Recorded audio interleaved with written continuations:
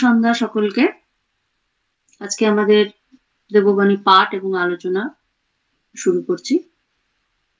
বিশ্বচার্যং জগৎবন্দং বিবেকানন্দ রূপিণং বীরেশ্বরাদশমুৎপান্যং সপ্তর্ষি মণ্ডলাগতম জ্ঞান ভক্তি প্রদাতারং পদ্যাক্ষ গৌর বিগ্রহম দেবদেবং জ্যোতিপুঞ্জং লোক কল্যাণকারিণম পরতত্তে সদালীন রামকৃষ্ণ সমন্বয় यो धर्म स्थापनो रतो वीरेशं तं नमाम्यहम् वीरेशं तं नमाम्यहम् रामकृष्ण प्रणमाम्यहम्।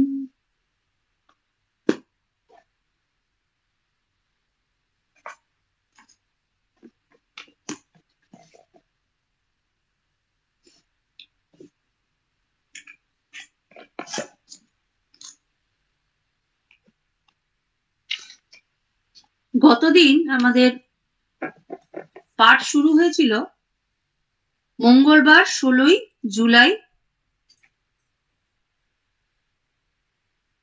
সেটি আমাদের চলছিল। ওই দিনের আলোচনা আমাদের শেষ হয়নি। ওই তারপর যতটা পাঠ হয়েছিল তারপর থেকে আমরা শুরু করছি।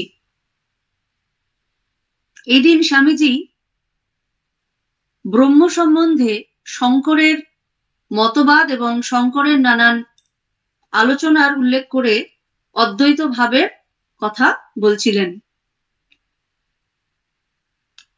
স্বামীজি বলছেন,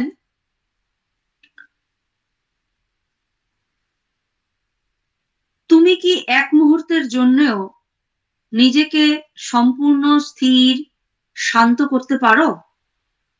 সকল যোগী বলেন এটা করা সম্ভব। সকলের চেয়ে বেশি পাপ হচ্ছে নিজেকে দুর্বল ভাবা। তোমার চেয়ে বড় আর কেউ নেই। উপলব্ধি করো যে তুমি ব্রহ্মস্বরূপ। কোনো বস্তুতে তুমি যে শক্তির বিকাশ দেখো, সে শক্তি তোমারই দেওয়া। আমরা সূর্য, চন্দ্র, তারা অতিক্রম করে রয়েছি। আমরা জগৎ প্রপঞ্চের ওপরে। শিক্ষা দাও, মানুষ ব্রহ্মস্বরূপ। মন্দ বলে কিছু আছে, এটি স্বীকার করো না। যা নেই তাকে আর নতুন করে সৃষ্টি করো না। সদর্পে বলো, আমি প্রভু, আমি সকলের প্রভু। আমরাই নিজেদের শৃঙ্খল নিজেরা গড়েছি, আর আমরাই কেবল এই সকল ভাঙতে পারি। স্বামীজি এখানে বলছেন যে তুমি এক মুহূর্তের জন্য নিজেকে সম্পূর্ণ স্থির শান্ত করতে পারো? এটা আমাদের প্রশ্ন করছেন যেন স্বামীজি, যে আমরা সত্যি কি এক মুহূর্তের জন্য সম্পূর্ণরূপে স্থির বা শান্ত হতে পারি? আমাদের মনে হতে পারে আমরা পারি, কিন্তু প্রকৃতপক্ষে সেটা পারাটা কিন্তু খুব কঠিন।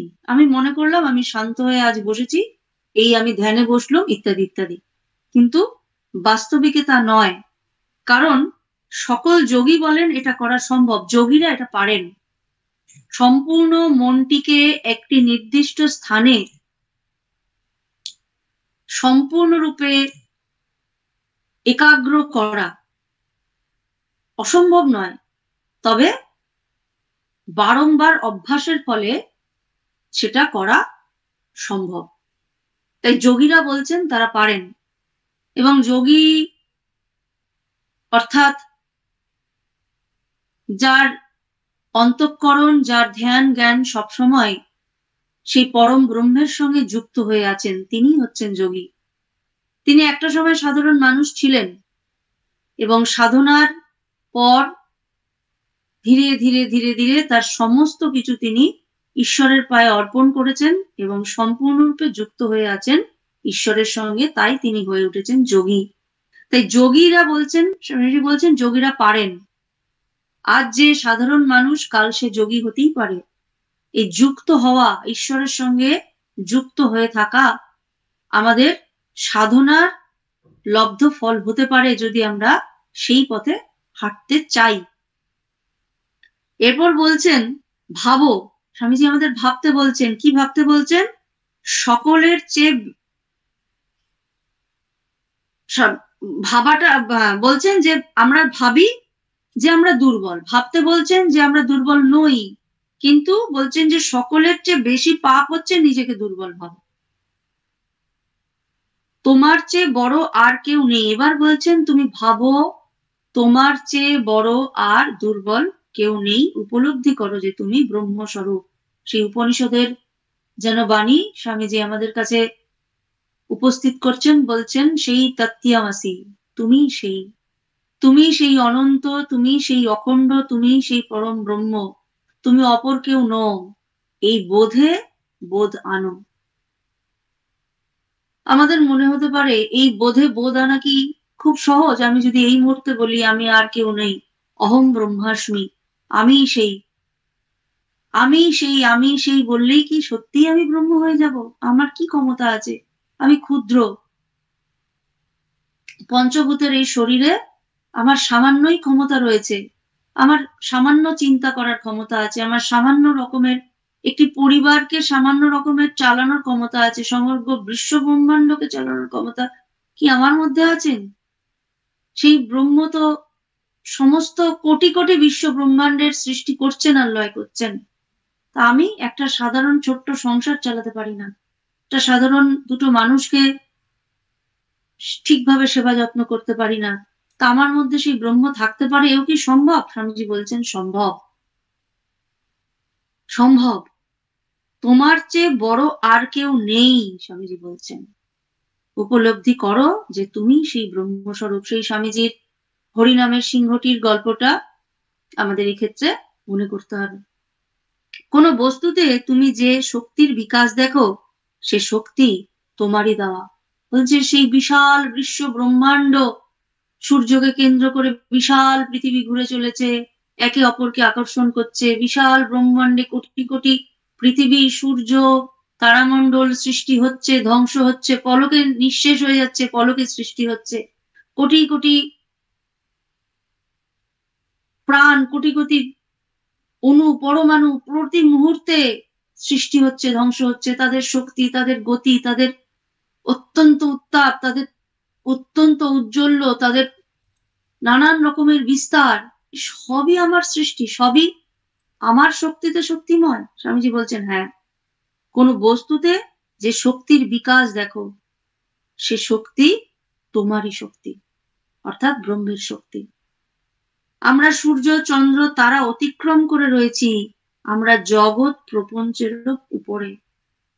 ভাবতে অবাক লাগে, এই একটু চামড়ার মাংসের একটা খাঁচার মধ্যে সেই আমরা রয়েছি। স্বামীজি বলছেন তোমরাই এই জগৎ প্রপঞ্চের উপরে, তোমরাই এই বিশ্ব ব্রহ্মাণ্ডের সৃষ্টিকর্তা, শক্তির আধার। শিক্ষা দাও মানুষ ব্রহ্মস্বরূপ। মন্দ বলে কিছু আছে এটি স্বীকার করো না, যা নেই তাকে নতুন করে সৃষ্টি করো না। বলছেন যা আছেন সবই ভালো, সবই শুভ, সবই পবিত্র। মন্দ বলে কিছু নেই। শুধু শুধু মন্দ ভেবে মনের মধ্যে সেই মন্দকে সৃষ্টি করার আর প্রয়োজন নাই।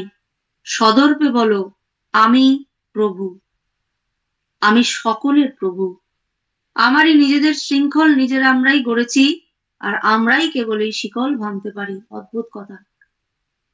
আমি সকলের প্রভু, এই কথা ভাবলেই মনে হয় সকলের প্রভু আমাদের যিনি পরম আরাধ্য বা আরাধ্যা, তিনি হচ্ছেন আমাদের বিশ্ব সংসার প্রসবহিনী, বিশ্ব সংসার পালন কর্তা, তিনি আমাদের প্রভু। অদ্ভুত লাগে, আমি তোমাদের প্রভু। অর্থাৎ এই আমি, কোন আমির কথা স্বামীজি বলছেন বুঝতে হবে। আমি প্রভু এই বলে একজন বড় কারখানার মালিক সেও বলতে পারে, সমগ্র তার আন্ডারে যারা চাকরি করছে, যে শ্রমিকরা চাকরি করছে, তারা তাদের সে হচ্ছে তাদের প্রভু। এইভাবে একজন দলপতি বলতে পারে আমি তোমাদের প্রভু সমগ্র দলের মানুষের উপর, কিন্তু এই যে প্রভু আর স্বামীজি যে প্রভুর কথা বলছেন তার মধ্যে কিন্তু পার্থক্য আছে। আমি সকলের প্রভু এই কথা তখনই বলা সম্ভব যেই মুহূর্তে বুঝতে হবে সকলের মধ্যেই আমি রয়েছি, সকলে আমার মধ্যে রয়েছেন, তাই আমি তোমাদের প্রভু, তারাও আমার প্রভু, আমি তাদের প্রভু। কিন্তু যদি হীনমন্যতা বোধ হয় আমি কি হতে পারবো, অথবা অহংকার বোধ হয় আমি এদের প্রভু, আমি এদের চালনা করছি, আমি খেতে পড়তে দিচ্ছি, সেই প্রভু হওয়ার কথা কিন্তু স্বামীজি এখানে বলছেন না। রবীন্দ্রনাথের সেই গানটি, যদিও সেটিকে ছোটদের গান বলে মনে করা হয়, স্কুলে শেখানো হয়, আমরা সবাই রাজা আমাদেরই রাজার রাজত্বে, নইলে কি আর রাজার সঙ্গে মিলব কি সত্যে। আমরা সবাই রাজা, এই রাজাটা মনে হয় যে ছোটদের ভোলানোর জন্য যেন একটা গান, কিন্তু যদি সবাই রাজা না হয় তাহলে প্রকৃত রাজার সঙ্গে মিলবো কি শর্তে, কিভাবে মিলবো তার সাথে, অর্থাৎ সেই রাজার রাজা আমরা, সেই রাজা আবার আমাদের রাজা। কোথাকার রাজা? এই হৃদয় কন্দরের তিনি রাজা, যিনি বসে আছেন সেই রাজার সকলের অন্তরেই বিরাজমান। তাই তিনি যেখানে যেখানে বসেছেন সেই জায়গাটাই হয়ে উঠেছে তার সিংহাসন, আর সেই স্থানগুলো হয়ে উঠেছে পবিত্র। তাই বলছেন যে আমরা সবাই রাজা আমাদেরই রাজার রাজত্বে। কোন রাজার রাজত্ব?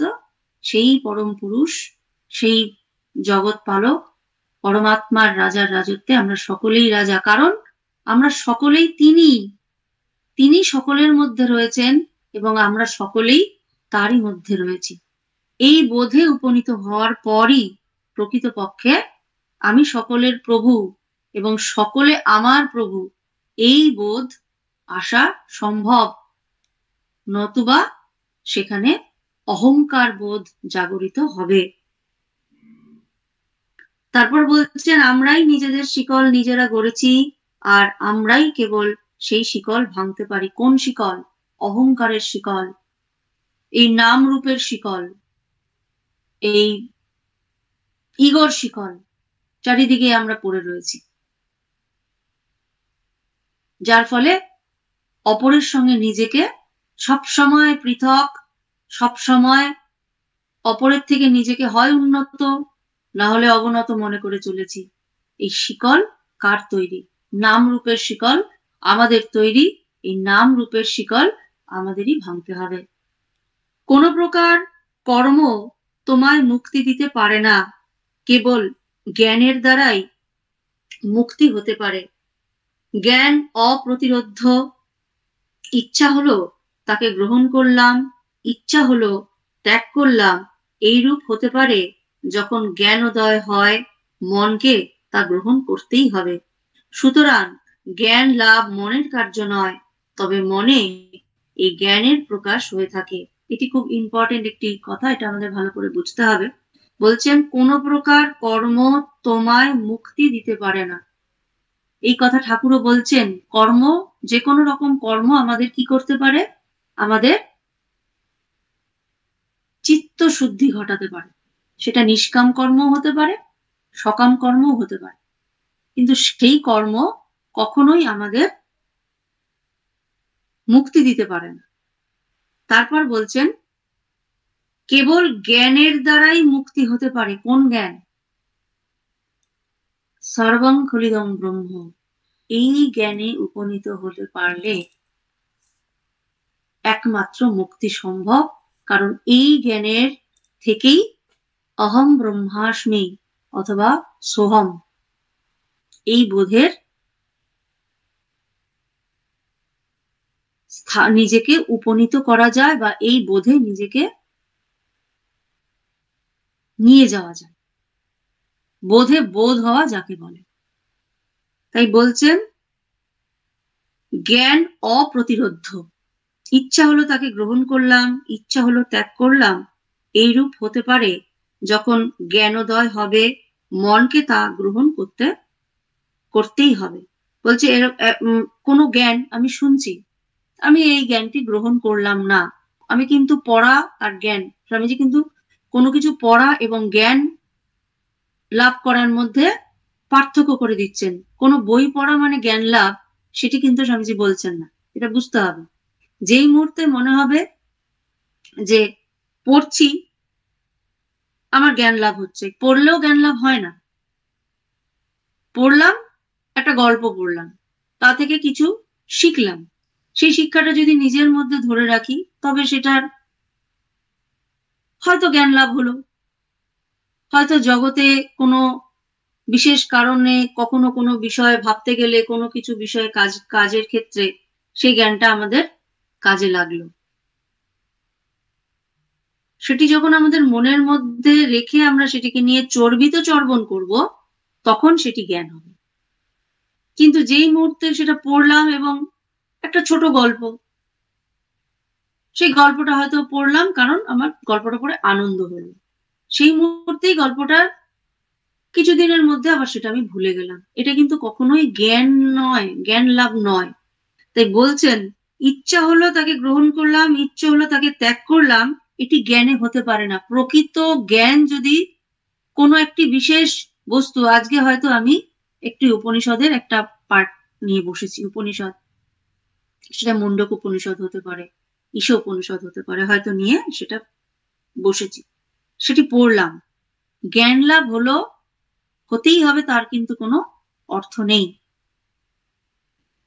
কিন্তু হয়তো তার প্রথম দুটো শ্লোক পড়লাম এবং সেই শ্লোকের অর্থ আমি ভালো করে সেটিকে বারংবার বারংবার বারংবার চর্চা করলাম, মনের মধ্যে চর্চা করছি, চর্বিত চর্বণ করছি, এবং একটা সময় ওটি যখন একেবারে আত্মস্থ হলো, সেটি আমার পরবর্তী যে কোনো রকমের কাজ, যে কোনো রকমের বক্তব্য রাখা, যে কোনো রকমের বিষয়ে ভাবনা চিন্তা ক্ষেত্রে সেটি আমার, সেইটি তখন উঠে এলো। এটি হলো জ্ঞান। হয়তো সেটি মনের অন্তঃকরণে কোথাও সুন্দরভাবে গচ্ছিত বা সুরক্ষিত আমরা রেখে দিলাম, পরবর্তী ক্ষেত্রে সেটি আমাকে অপর একটি কিছু বোঝাতে সাহায্য করলো, সেটি হলো জ্ঞান। তাই বলছেন, এটি যদি একবার হয়ে যায়, সেটিকে ত্যাগ করা যায় না। যদি আমি মনে করি যে আজকে এই উপনিষদের এই শ্লোকটা পড়েছি, এতে আমার জ্ঞান হলো, ভালো লাগলো, এটা আমি কালকে ভুলে যাব, সম্ভব নয়। যদি সেটা আত্মস্থ হয়, সেটা ভোলা সম্ভব নয়, শত চেষ্টাতেও ভোলা সম্ভব নয়। তাই স্বামীজি বলছেন যে ইচ্ছা হলো তাকে গ্রহণ করলাম, ইচ্ছা হলো তাকে ত্যাগ করলাম, এইরূপ সম্ভব হতে পারে না। এরূপ হতে পারে যখন জ্ঞানোদয় হবে, মনকে তা গ্রহণ করতেই হবে, সেই জ্ঞানটা মন গ্রহণ করবেই করবে। সুতরাং এই জ্ঞান লাভ মনের কার্য নয়, তবে মনে ওই জ্ঞানের প্রকাশ হয়ে থাকে। জ্ঞান যেই মুহূর্তে আমাদের ভেতরে আত্মস্থ হলো, সেই মুহূর্তে মনে তার একটা ছাপ পড়ে গেল, এবং মন তার প্রয়োজন মতো সেই জ্ঞানটিকে মাঝে মাঝেই নিজের কাজে লাগাতে পারে, নিজের ভাবনার কাজে লাগাতে পারে। জ্ঞানের প্রকাশ হয়ে থাকে বটে, তবে জ্ঞানের প্রকাশ মনের ওপর কার্য করে। বারবার করে বলছেন, কোনো একটি বিষয়ে হয়তো আমি একরকম এতদিন আমার ধারণা ছিল, মনে তার সেটা সম্পর্কে একরকম ধারণা ছিল, যেই মুহূর্তে আমি হয়তো কিছু জ্ঞান আমার মধ্যে সঞ্চিত হলো বা কিছু জ্ঞানোদয় মনের মধ্যে হলো, সেই মুহূর্তে মনের মধ্যে ওই একটি বিশেষ বিষয় নিয়ে হয়তো ধারণাই পাল্টে গেল। সে ফিলোসফির যারা দর্শন পড়েছেন বা দর্শন নিয়ে একটু আলোচনা বা চর্চা আছে, সেই ধোঁয়া মানেই অগ্নি আছে, মানেই ধোঁয়া আছে, সেখানে ধোঁয়া আছে মানেই সেখানে অগ্নি আছে, এইরকম একটা ব্যাপার। তো অগ্নি থাকলেই ধোঁয়া থাকবে, আর ধোঁয়া থাকলেই মানে সেখানে অগ্নি থাকবে, এইরকম ধারণা হতেই পারে। কিন্তু কখনো কখনো বরফ থাকলেও তো সেখান থেকে ধোঁয়া ওঠে। এই যে বরফ থাকলেও যে ধোঁয়া ওঠে, এটি খুব সহজ একটা জ্ঞান। আমরা কোথাও দেখলাম একটা বিশাল বরফের চাই রাখা, সেখান থেকে ধোঁয়া উঠছে, এটা জ্ঞান হলো যে ধোঁয়া তো উঠছে, সেখানে তো আগুন নাই, তবু ধোঁয়া উঠছে। তাই দূরে এরপর কোথাও যদি দেখা যায় দূরে কোথাও ধোঁয়া উঠছে, অর্থাৎ সেখানে অগ্নিও থাকতে পারে, আবার বরফও থাকতে পারে। তাই ওই একতরফা অগ্নি আছে বলেই ধোঁয়া আছে এইরকম ধারণা কিন্তু পরিবর্তন হয়। এটা একটু সহজ ছোট্ট কথা বলা হলো। এরপর স্বামীজি বলছেন, কর্ম উপাসনার ফল এইটুকু যে ওতে তোমার যে স্বরূপ ভুলেছিলে তা ফিরে পাও। আত্মা যে দেহ, এইটা মনে করাই সম্পূর্ণ ভ্রম। সুতরাং আমরা এই শরীরে থাকতে থাকতেই মুক্ত হতে পারি। দেহের সঙ্গে আত্মার কিছুমাত্র সাদৃশ্য নেই। মায়ার অর্থ কিছু না নয়, অসৎকে সৎ বা সত্য বলে গ্রহণ করা। বলছেন, কর্ম উপাসনার ফল এইটুকু যে ওতে তোমার যে স্বরূপ তুমি ভুলেছিলে তা ফিরে পাও। আমরা নিজেদেরকে ভুলেছিলাম। সেই হরিনামের সিংহটি, স্বামীজি যে গল্পটি আমরা ছোটদের বলি, সেই গল্পটি, যেই মুহূর্তে যেই সিংহ শিশুটি নিজেকে ভেড়া বলে মনে করছিল, ম্যাঁ ম্যাঁ করে ডাকছিল, ঘাস খাচ্ছিল এবং সিংহ দেখে ভয় পাচ্ছিল, সেই সিংহ যখন বনের সিংহটি তাকে নিয়ে নদীর ধারে তাকে উপস্থিত করলো এবং বলল, দেখো জলে কার ছায়া দেখতে পাও? বলছে, এ তো তুমি। বলছে, না, ওটা তুমি নও, ওটা আমি নই, ওটা তুমি। এই আমি, এই হচ্ছে তুমি। দেখো, আমি আর তুমি এক। আমিও সিংহ, বনের রাজা। আমার এই রকম কেশর, আমার এই রকম বীরত্ব, আমার এই রকম গর্জন, আমার এই রকম সাহসিকতা। তুমিও তাই। তুমি ভেড়া, নিজেকে ভুলে ভেড়ার মতো ম্যাঁ ম্যাঁ করছো মাত্র। তুমি নিজেকে চেনোনি বলে তুমি নিজেকে ভেড়া ভাবছো, ভেড়ার দলে ঘুরে বেড়াচ্ছ।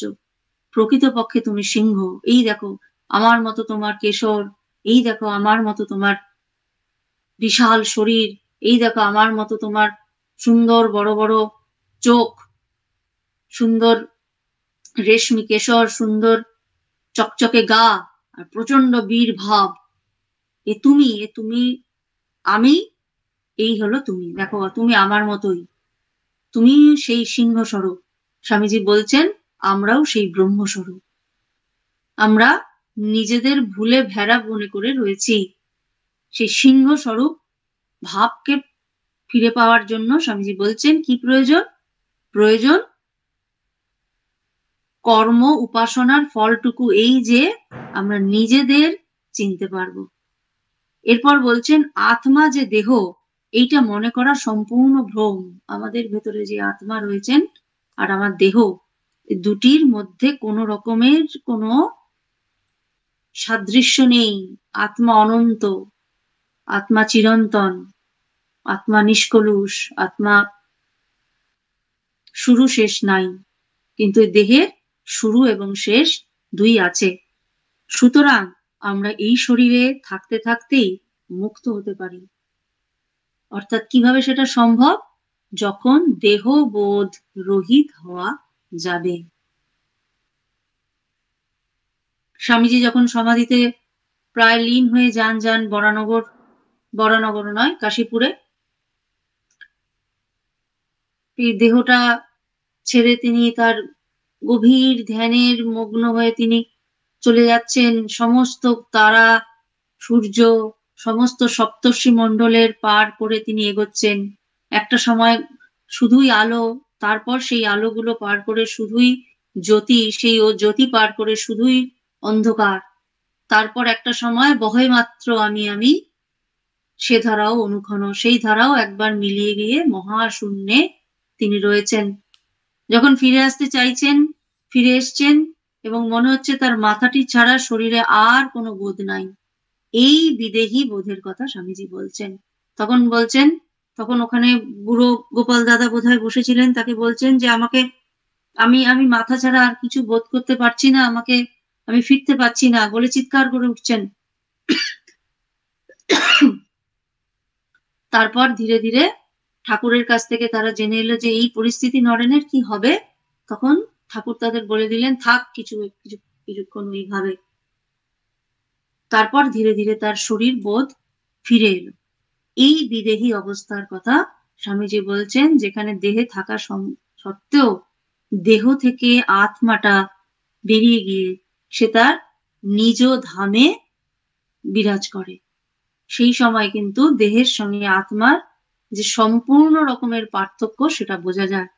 তাই বলছেন যে দেহের সঙ্গে আত্মার কিছুমাত্র সাদৃশ্য নেই, দেহ পরিবর্তনশীল কিন্তু এই আত্মা অপরিবর্তনীয়।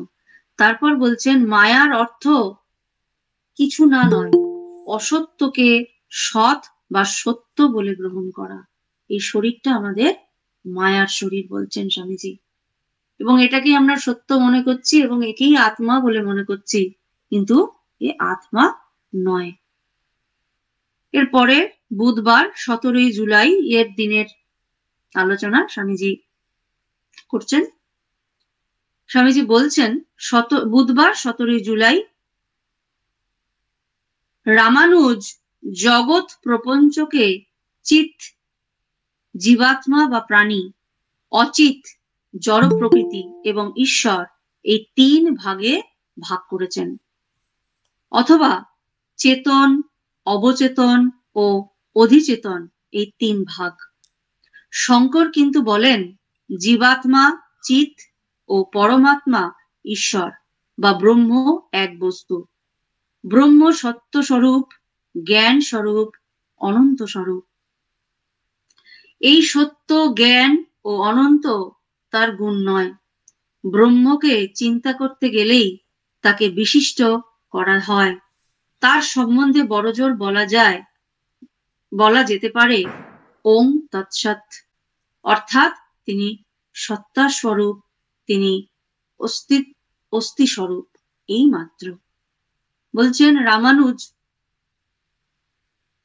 তিনি দ্বৈতবাদী ছিলেন, তার বক্তব্য দ্বৈতবাদ। সেখানে তিনি বলছেন জগৎ প্রপঞ্চকে তিনি 3টে ভাগ করছেন। তিনি বলছেন চিৎ অর্থাৎ প্রাণী, অচিত অর্থাৎ জড় প্রকৃতি এবং ঈশ্বর, এই 3টি বিষয় নিয়ে জগৎ সৃষ্ট।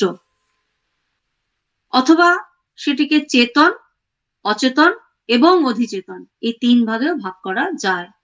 চেতন অর্থাৎ সাধারণ প্রাণী, অবচেতন মানে জড়বস্তু, আর অধিচেতন মানে সুপার পাওয়ার ঈশ্বর বা সুপ্রিম যে শক্তি তাকে বলা হয় অধিচেতন। এইভাবে তিনি ব্যাখ্যা করেছেন, কিন্তু বলছেন যে শঙ্করাচার্য বলছেন তিনি চিৎ, জীবাত্মা ও পরমাত্মা, চিৎ ও ঈশ্বর বা ব্রহ্ম এক বস্তু। তিনি অদ্বৈত ভাবকে বলেছেন। তিনি বলছেন ব্রহ্ম সত্য স্বরূপ, জ্ঞান স্বরূপ, অনন্ত স্বরূপ। ওই সত্য, জ্ঞান এবং অনন্ত তার গুণ নয়। ব্রহ্মকে চিন্তা করতে গেলেই তার বিশিষ্ট করা হয়, তাকে বিশিষ্ট করা হয়। তার সম্বন্ধে বড়জোর বলা যেতে পারে ওম তৎসৎ। বলছেন যে ব্রহ্ম সত্য স্বরূপ, জ্ঞান স্বরূপ, অনন্ত স্বরূপ। ওই সত্য, জ্ঞান এবং অনন্ত তার গুণ নয়, তিনি তার স্বরূপ সেগুলি।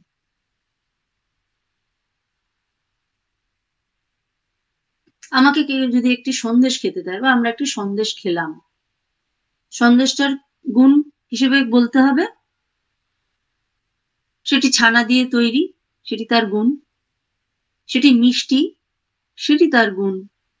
সেটি গুড় দিয়ে, তার মধ্যে গুড়ের মিষ্টি, সেটি তার গুণ। অথবা চিনির মিষ্টি, সেটি তার গুণ। হতে পারে সেটির গোল শেপের, সেটি তার গুণ। অথবা সেটি ত্রিকোণ শেপের, সেটি তার গুণ। অর্থাৎ তার গুণ হলো এগুলি। একটি সন্দেশের গুণ হলো সে মিষ্টি, সে একটি আকার বিশিষ্ট, সে হয় গুড়ের অথবা চিনি দিয়ে, মিষ্টি দিয়ে তৈরি। হ্যাঁ, যেটি আমরা ফিরে আসি।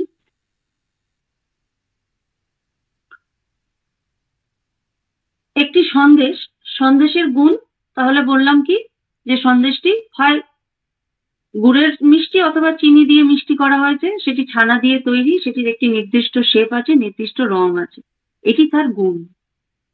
তার গুণের মধ্যে কোনটি কোনটি নেই? সে ঝাল নয়, সেটি তার সেটি তরল পদার্থ নয়, সেটি নোনতা নয়, সেটি তেতোও নয়, সেটি লোহার মতো শক্তও নয়, আবার একেবারেই জলের মতো তরলও নয়, সেটি এক বিশাল আকারও নয়, আবার সেটি অনন্তও নয়। সেটির একটি নির্দিষ্ট গুণগুলো যা যা আছে আমরা বললাম। কিন্তু ব্রহ্ম, তার তো নির্দিষ্ট গুণ বলে কিছু থাকতে পারে না। কারণ যখনই কোনো একটি বিষয়ের গুণ সম্পর্কে বলবো, তাহলে অন্য বিষয়ের যে গুণগুলো তার মধ্যে আছে সেটির উল্লেখ হবে, যেটি নেই সেটির উল্লেখ হবে না। অর্থাৎ সন্দেশের ক্ষেত্রে আমরা ঝালের কথা উল্লেখ করলাম না, তার ঘনত্বের কথা উল্লেখ করলাম না, তার শেপের কথা উল্লেখ করলাম, সে একটি নির্দিষ্ট আকারের, অর্থাৎ সে তরল নয়। অর্থাৎ তার মধ্যে অনেকগুলো গুণ আছে যেগুলো তার মধ্যে নেই। যেমন নোনতা সে নয়, ঝাল সে নয়, তরল সে নয়, সে অনন্ত নয়, সে একেবারে ক্ষুদ্রাতি ক্ষুদ্র নয়। তাহলে তার একটি নির্দিষ্ট গুণ দ্বারা তাকে পরিচয় করা গেল যে সন্দেশটি এইরকম। অথবা কোনো মানুষের সম্পর্কে যদি আমরা বলি, সেই মানুষটি হয় লম্বা না হলে বেটে, হয় ফর্সা না হলে তার গায়ের রং চাপা, হয় সে সুগায়ক অথবা সুগায়িকা, অথবা সে ভারতবাসী অথবা সে বিদেশি, সে হয় স্ত্রী অথবা সে পুরুষ। এইভাবে তাকে কতগুলো গুণের দ্বারা নির্দিষ্ট করা হচ্ছে সে এই এই গুণের অধিকারী। কিন্তু ব্রহ্ম তো বলছেন তিনি, তাহলে একটি গুণ বললে অপরটি যদি তার মধ্যে উপস্থিত নাই, তাহলে সে তো ব্রহ্ম হতে পারে না। তিনি অনন্ত, তিনি অপরিসীম, তিনি সীমাহীন, তিনি ক্ষুদ্রাতি ক্ষুদ্রও বটে, আবার তিনি অনন্তও বটে। তাই ব্রহ্মকে বর্ণনা করতে গেলে স্বামীজি বলছেন তার গুণ সম্পর্কে শুধু বর্ণনা করা চলবে না, কারণ গুণ, দোষ, ভালো মন্দ এ সকলই তার মধ্যে, আবার তিনি এর কিছুর মধ্যেই নেই। অর্থাৎ তিনি যেন বায়ুর মতো, অনেকটা যেন বায়ুর মতো, আবার বায়ু নয়, অনেকটা যেন তিনি বায়ুর মতো। তিনি যেন আলোকের মতো, কিন্তু তিনি যেন আলোকও নয়। তাহলে তিনি কি? তিনি ওং তৎসৎ, অর্থাৎ তিনি সত্তা স্বরূপ, তিনি অস্থি স্বরূপ। এই মাত্র। শঙ্কর আরো জিজ্ঞাসা করেন, তুমি কি সত্তাকে আর সব বস্তু থেকে পৃথক করে দেখতে পারো? দুটি বস্তুর মধ্যে বিশেষ বা পার্থক্য কোনখানে? ইন্দ্রিয় জ্ঞানে নয়, কারণ তাহলে সব জিনিসই একরকম বোধ হতো। আমাদের বিষয়ে জ্ঞান একটার পর একটা, একটার পর একটা এই ক্রমে হয়ে থাকে। একটা বস্তু কি তা জানতে গেলেই সঙ্গে সঙ্গে জানতে হয় সেটি কি কি নয়। দুটি বস্তুর মধ্যে পার্থক্যগুলি আমাদের স্মৃতির মধ্যে অবস্থিত, আর চিত্তে যা সঞ্চিত রয়েছে তারই সঙ্গে তুলনা করে আমরা এগুলি জানতে পারি। বস্তুর স্বরূপের মধ্যে ভেদ নেই, সেটা আমাদের মস্তিষ্কে রয়েছে। বাইরে একখণ্ড বস্তুই রয়েছে, ভেদ কেবল ভেতরে আমাদের মনে। সুতরাং বহু জ্ঞান মনেরই সৃষ্টি। এই সন্দেশের কথা যেটা আমরা বলছিলাম, স্বামীজি বলছেন সেখানেই যে আমাদের বিষয় জ্ঞান একটার পর আরো একটা এই ক্রমে হয়ে থাকে। সন্দেশটা দেখলাম গোলাকৃতি কি লম্বাকৃতি, এটা একটা জ্ঞান হলো। মুখে দিলাম, জ্ঞান হলো সেটি মিষ্টি। তারপর আরেকটু স্বাদ বুঝতে পারলে বোঝা গেল সেটি চিনির মিষ্টি না গুড়ের মিষ্টি। তারপর আরেকটু স্বাদ দাঁত দিয়ে যখন ভাঙার আগের সময় বুঝলাম সেটি খুব নরম না অল্প নরম, সেটি ভাজা না, সন্দেশ তো ভাজা হয় না, সেটি কি কি ধরনের ছানা দিয়ে তৈরি, খুব নরম ছানা না কড়া পাকের ছানা ইত্যাদি। স্বামীজি সেটাই বলছেন যে ইন্দ্রিয় যে কোনো বস্তুকে পৃথক করে দেখতে পারো, দুটি বস্তুর মধ্যে যখন বিশেষ পার্থক্য কোনখানে, তখন সেটা ইন্দ্রিয় জ্ঞান দিয়ে বুঝতে পারি। তারপর বলছেন ইন্দ্রিয় জ্ঞানে নয়, কারণ তাহলে সব জিনিসই একরকম বোধ হতো। ইন্দ্রিয় দ্বারা আমরা জিনিসটাকে, দুটি বস্তুর মধ্যে বিশেষ পার্থক্য আমরা বুঝতে পারি ইন্দ্রিয় জ্ঞান। আমাদের বিষয়ে জ্ঞান একটার পর একটা ক্রমে ক্রমে সাজানো। একটা বস্তু কি তা জানতে গেলেই সঙ্গে সঙ্গে জানতে হয় সেটা কি নয়, অর্থাৎ এটা শক্ত অর্থাৎ সেটি নরম নয়, এটি মিষ্টি অর্থাৎ সেটি ঝাল নয়। দুটি বস্তুর মধ্যে পার্থক্যগুলি আমাদের স্মৃতির মধ্যে অবস্থিত। আগে আমরা যারা লঙ্কা খাইনি, তাই যখন লঙ্কা খাবো বা লঙ্কা জাতীয় ঝাল বস্তু কিছু একটা খাবো, তখন আমাদের মনে হবে আরে বাবা এটা কিরকম একটা বস্তু, এটা খেতে অত্যন্ত ঝাল লাগছে। কিন্তু যে আগে লঙ্কা খেয়েছে সে বুঝবে আসলে এটি ঝাল, তো লঙ্কাটা যেমন ঝাল এইটা খেয়েও সেই রকমই ঝাল আমাদের লাগছে। অর্থাৎ সেটা আমাদের স্মৃতির মধ্যে ছিল যে লঙ্কা ঝাল, খেতে এইরকম। এখন এটি খেলাম, এটিও ঝাল, অর্থাৎ এই ঝালটা নিশ্চয়ই এটির মধ্যে লঙ্কা মিশ্রিত আছে। সন্দেশের ক্ষেত্রেও তাই। এই সন্দেশটি খেয়েছি নরম, আরেকটি সন্দেশ খেলাম, আরে এই সন্দেশটি তো নরম নয়, এটি তো শক্ত, কারণ এটি কড়া পাকের সন্দেশ, স্মৃতিতে থেকে গেল। এবং পরবর্তী ক্ষেত্রে দুটি সন্দেশের মধ্যে পার্থক্য বুঝে গেলাম, কোনটি নরম সন্দেশ কোনটি কড়া পাকের সন্দেশ। এইটি স্মৃতিতে রয়ে গেল। দুটি বস্তুর মধ্যে পার্থক্যগুলি আমাদের স্মৃতির মধ্যে অবস্থিত, আর চিত্তে যা সঞ্চিত রয়েছে তারই সঙ্গে তুলনা করে আমরা এগুলো জানতে পারি। বস্তুর স্বরূপের মধ্যে ভেদ নেই, সেটা আমাদের মস্তিষ্কে রয়েছে। বলছি যে ভেদাভেদ যেটি আমরা ওপরের আবরণ এবং আমাদের ইন্দ্রিয় দ্বারা যে আস্বাদ করার ফলে যে আবরণ ভেদাভেদটা দেখি, লঙ্কা ঝাল, চিনি মিষ্টি, জল তরল, লোহা শক্ত, সবটাই আমাদের জাগতিক বা বাহ্যিক ইন্দ্রিয়ের অভিজ্ঞতা থেকে আমরা বলি। প্রকৃতপক্ষে এর ভেতরে সকলেই সবটাই সেই সত্তাই বিরাজমান। সেই ঠাকুর জায়গায় বলছেন না, যে दशरथ के बेटा এ রাম ঘট ঘট মে লেটা, অর্থাৎ প্রত্যেকটা বস্তুতেই তিনিই রয়েছেন।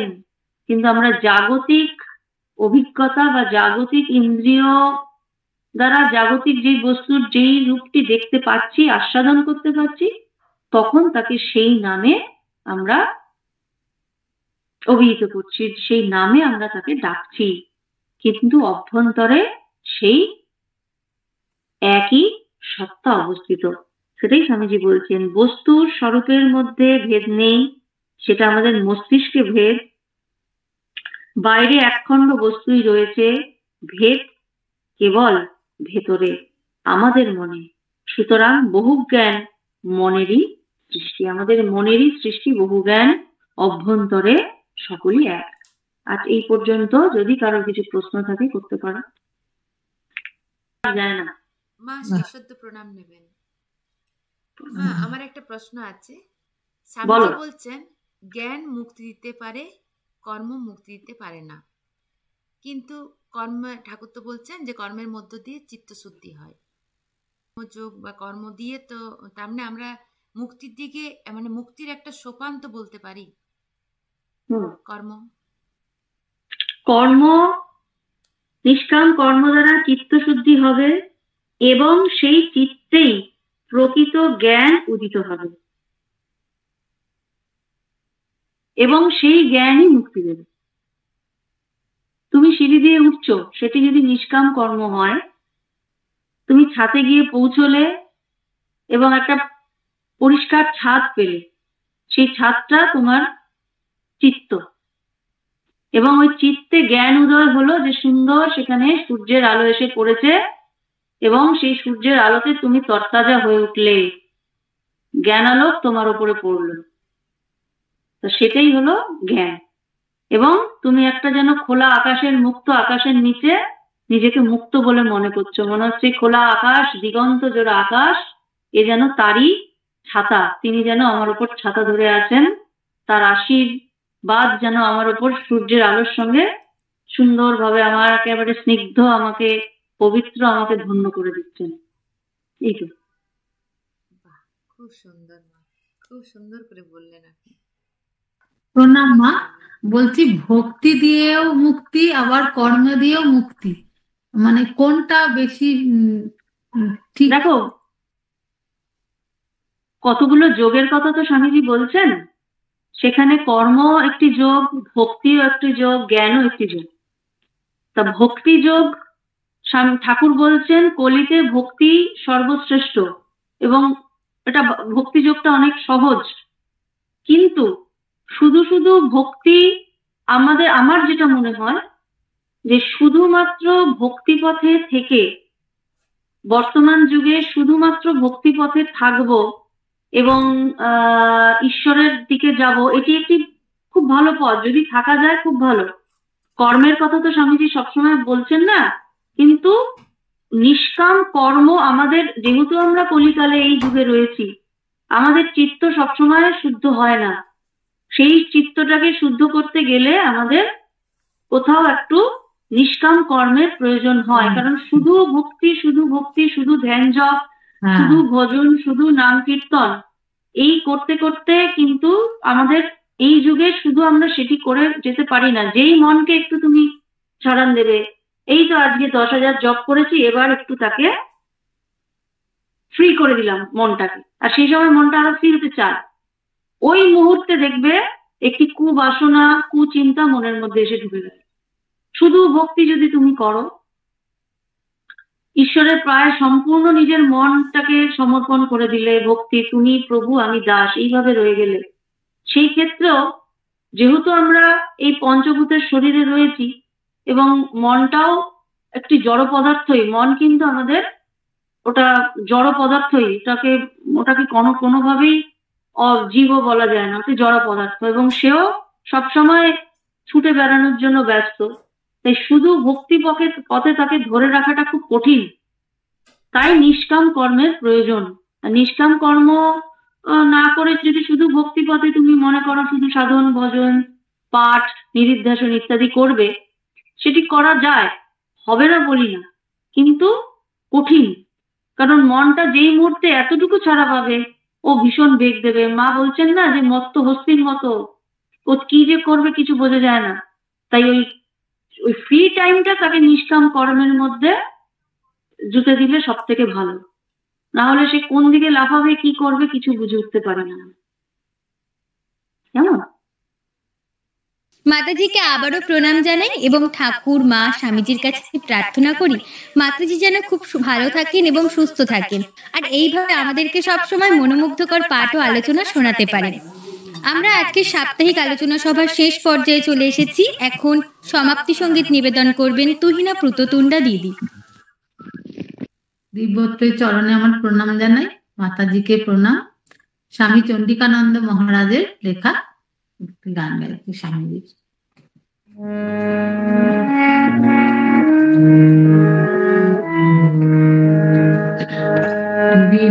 বিবেকানন্দ বিবেক ভাস্কর উদিন ভারতে নিবাহি আধার। বিবেকানন্দ বিবেক ভাস্কর উদিন ভারতে নিবাহি আধার। ওই নব তরুণ কিরণে, ওই নব তরুণ কিরণে হরষে ধরণী ভাসে আবার। বিবেকানন্দ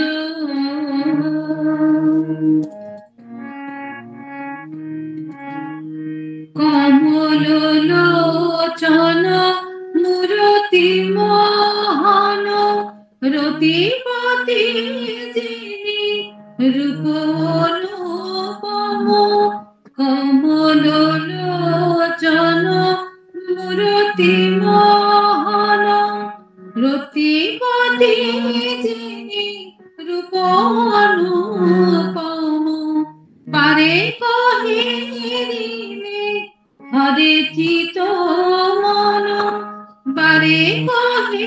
ফিরিলে হরে চিত মন নয়ন ফিরিতে চাহে না।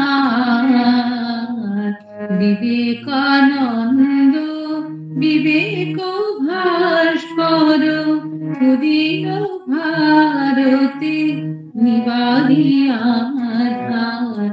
বিবেকানন্দ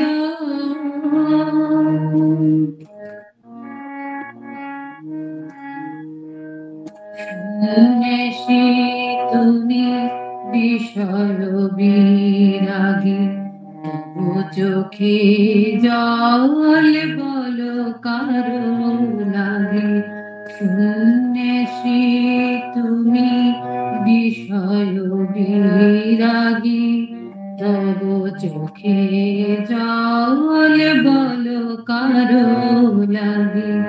আপনা মুক্তি সাধনাতে আগি, জীব দুঃখে ঢালো নয়ন ধার।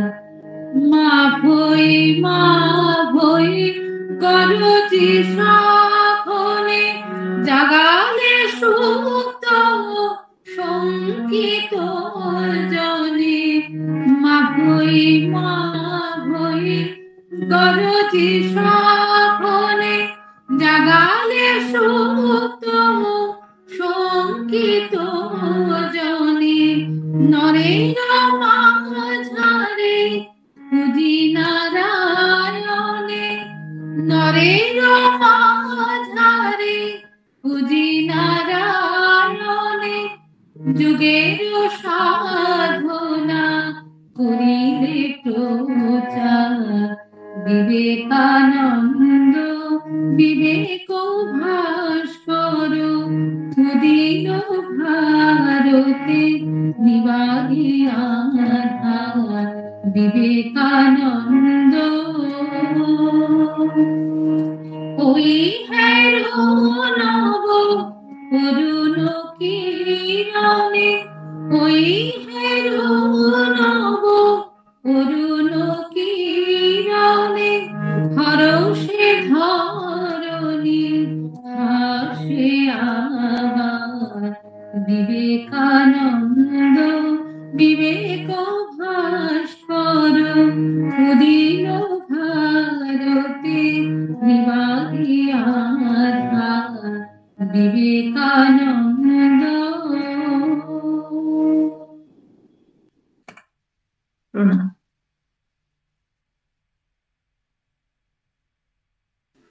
শ্রী শ্রী ঠাকুর শ্রী রামকৃষ্ণদেব, জগৎ জননী ভুবন মোহিনী মা সারদা দেবী ও স্বামীজির শ্রীচরণী প্রণাম নিবেদন করি। শ্রদ্ধেয় মাতাজিকে আমাদের সকলের পক্ষ থেকে প্রণাম জানাই এবং উপস্থিত সমস্ত ভক্তমণ্ডলীকে যথাযোগ্য স্থানে সম্মান জানিয়ে আজকের এই সাপ্তাহিক আলোচনা সভার শুভ সমাপ্তি ঘোষণা করছি। ওম শান্তি শান্তি শান্তি। হরি ওম তৎসৎ। শ্রীরামকৃষ্ণার প্রণমাস্তু। জয় ঠাকুর, জয় মা, জয় স্বামীজি।